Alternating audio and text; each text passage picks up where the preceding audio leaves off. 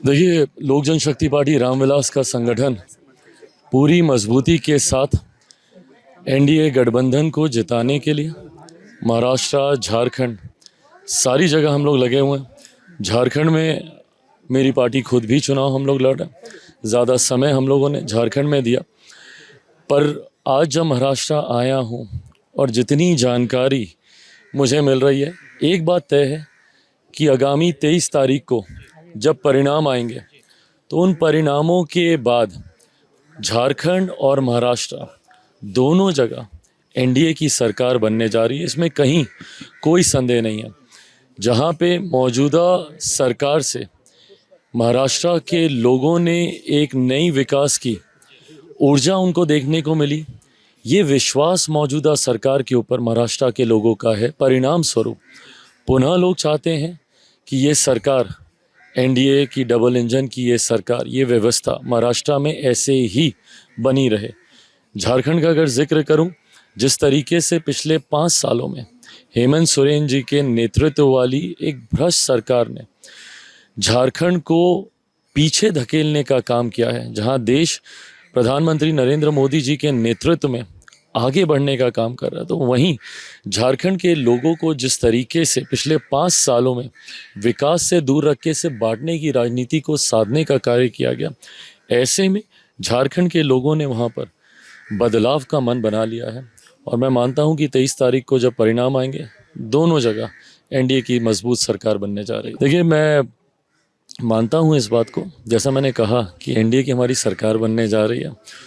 धीरे धीरे जिस तरीके से एक जन सैलाब प्रधानमंत्री जी के सोच वाली सरकार को पुनः सत्ता में लाने के लिए अग्रसर होता जा रहा है, आने वाले दिनों में आप देखिएगा महाराष्ट्र में कई ऐसे क्षेत्र होंगे जहां पे विपक्ष संभवतः अपनी जमानत तक नहीं बचा पाएगा। कांग्रेस की ये सोच तो रही है ना, कांग्रेस ने हमेशा अनुसूचित जाति से आने वाले लोगों को हाशिए पे रखने का काम किया। इसका सबसे बड़ा उदाहरण मैं देता हूँ, 89 तक केंद्र में ना जाने कितनी बार कांग्रेस की सरकार बन चुकी थी, उसके बावजूद आज जो लोग बाबा साहब का नाम लेते नहीं, ये लोग थक रहे हैं। जिस तरीके से राहुल जी हाथ से अपने संविधान को उतारते नहीं हैं, रखते नहीं हैं, बार बार संविधान की प्रतिलिपि जिस तरीके से वो दिखाते रहते हैं, पूछिए उनसे क्या कारण था कि 89 तक बाबा साहब की एक तस्वीर तक भारत की संसद में नहीं थी।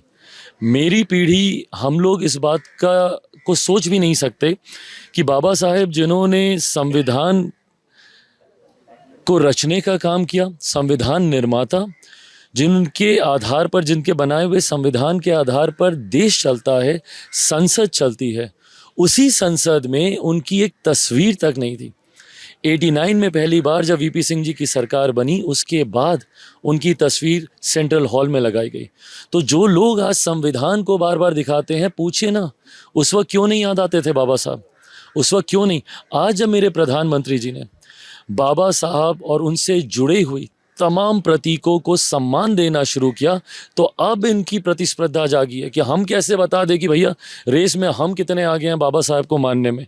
क्यों नहीं उससे पहले कभी इनको बाबा साहब की याद आई? चैत्य भूमि क्यों नहीं इसको आपने उस तरीके से डेवलप करने का काम किया? दीक्षा भूमि जहाँ पे उनका जन्म हुआ, मऊ में, नागपुर में, लंदन में, दिल्ली में, इन 5 स्थलों को जिस तरीके से मेरे प्रधानमंत्री जी ने तीर्थ स्थल के तौर पर इसको विकसित करने का काम किया, इससे पहले कांग्रेस को ये याद क्यों नहीं आया था? सामान्य प्रक्रिया का हिस्सा है। और ऐसा नहीं है कि मेरे प्रधानमंत्री जी का कभी चेकिंग नहीं हुआ है। चुनाव में समय समय पर हर नेताओं के हेलीकॉप्टर की चेकिंग होती है, बैग्स की चेकिंग होती है, कार्स की चेकिंग होती है। सामान्य प्रक्रिया का हिस्सा है और ये रैंडमली ही होती है, किसी को जानकारी देकर नहीं होगी है।